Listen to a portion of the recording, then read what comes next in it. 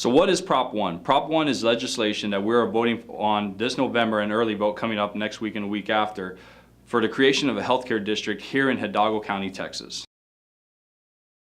Well, let's start with the pros since it's the shortest list. There are none, at least none that are factual based. This is all speculation on what it could possibly do if we vote on it. So it's like, oh, you have to pass law before you know what is the law. Same exact concept with Prop 1 regarding the pros. Nothing's actually factual based, nothing's been proven. It's all guessing, and it's all benefiting certain individuals that are guessing on it. So what are the cons? Where do we start?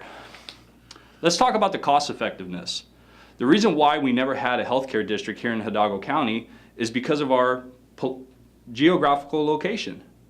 Because to be a resident in Hidalgo County, you don't need to be a legal citizen. You don't need to be an illegal citizen or a legal citizen. All you need to do is show that you're a resident, and that is a water bill.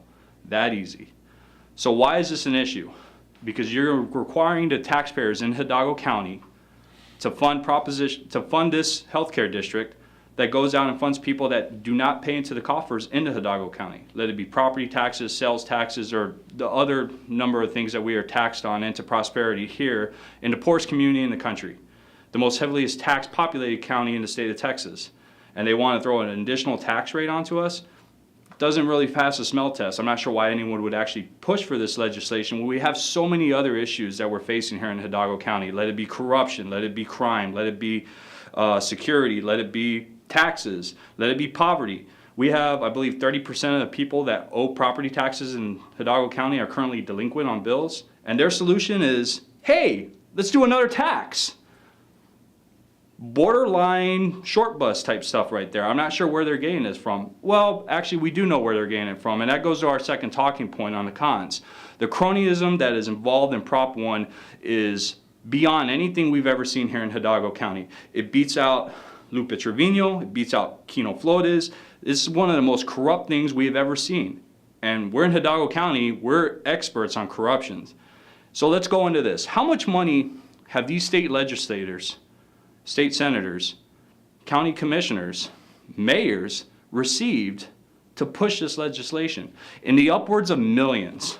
I'm not talking about the politiquetas they currently have going out to adult daycares, they currently have going out to the colonias to get out these at-risk community to come out and vote for something that claiming that they're going to claim diabetes on.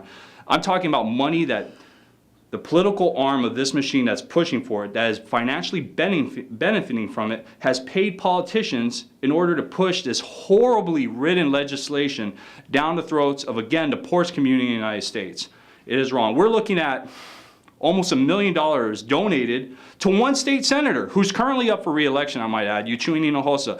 Chuy, how much money have you taken from Border Health PAC in order to push specifically Proposition 1? No one ever asks you the question. I would love to hear an answer. Why have you taken so much money to push this bill? Is maybe that the reason why you're so avidly for it? Bobby Guetta, another issue. How much money have you taken, Bobby?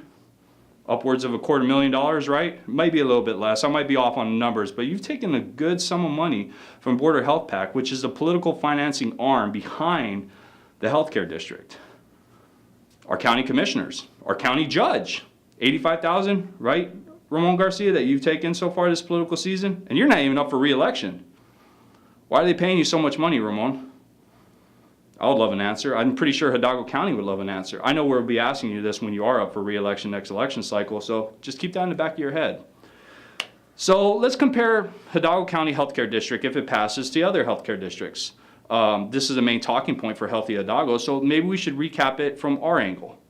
San Antonio, all these other nonprofit healthcare districts, what is the main difference between them and us? Oh yeah, they're nonprofit. Hidalgo County Healthcare District, if passed, is funding the most expensive, one of the most expensive for-profit hospitals in the United States, DHR. Nothing wrong with DHR. They do an amazing job for the community. They provide a lot of services. But I don't think Hidalgo County residents should have their taxes go up yet again to fund a hospital, a for-profit hospital, that charges $55 for a pill dispenser, also known as a paper cup. It's not right. When we have so many families that are losing their house and home, that are having a hard time feeding their family, the solution isn't to increase another tax site or create another tax entity with cronyism attached to it, with a non-elected board appointed to it. So Hidalgo County, we got a bunch of issues here. Please consider your options.